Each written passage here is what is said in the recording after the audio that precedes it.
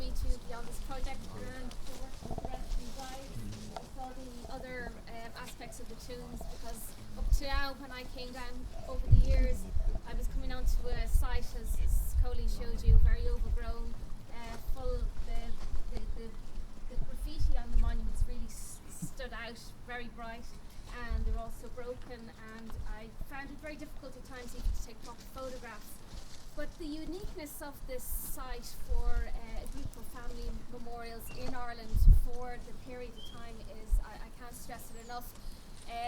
I spent about, I'd say, over 10 years. I did defill on the monuments for the period for the entire country. I know it sounds a bit crazy, but I did it because I wanted to see what was out there. I'd started in Dublin for my MA. Believe you me, Dublin has nothing, really absolutely nothing. Loads of things were either destroyed or just barely there. So when I started doing the rest of the country, I obviously came down to Kilkenny. I was aware there was an awful lot of material down here. And then I came into St.Marys and I started looking at these monuments. And it was only after a period of time when I saw what was going on in the rest of the country that I realised that the monuments here, particularly the She monuments, charted a family right from the later part of the 16th century right up to the middle of the 17th century. That was the period of time that I was interested in. Obviously there's a later burial in there, but overall, as I said, the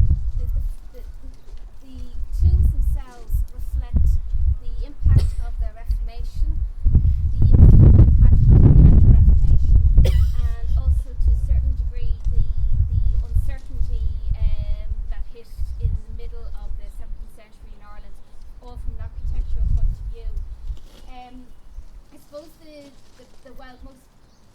unique thing really regards to one of the tombs here is that we know how much it costs. That's the Richard She tomb. We also have, as probably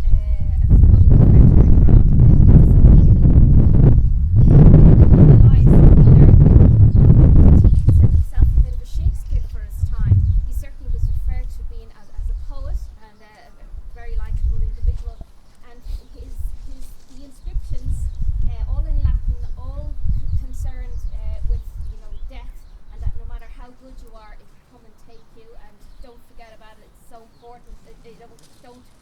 Death is just something. The whole monument, obviously, is to do with death, but the style in the writing and everything. I had someone look at the inscription, and it's pretty high quality, even though it would be lost to us nowadays. We would probably have to have translation to English. The other important aspects of the tomb is that the decoration that has been found on the Richard She tomb is very, very similar to that found on tombs of Patrick Kieran, which Margaret Phelan, as you're aware, did one of her last papers on them. And it's on that basis that I have no doubt that Patrick Kieran has something to do with that monument. Now you may say, well, how come some of the monuments were signed and others aren't? There's a distinct possibility that that monument may have been signed at some stage, because we have proof of another monument elsewhere in the country that the actual sign piece is gone, no longer there. So on the basis of the decoration, Patrick definitely, the fact that we have Walter Kieran signing another two in the Brian Vault, it's very likely that he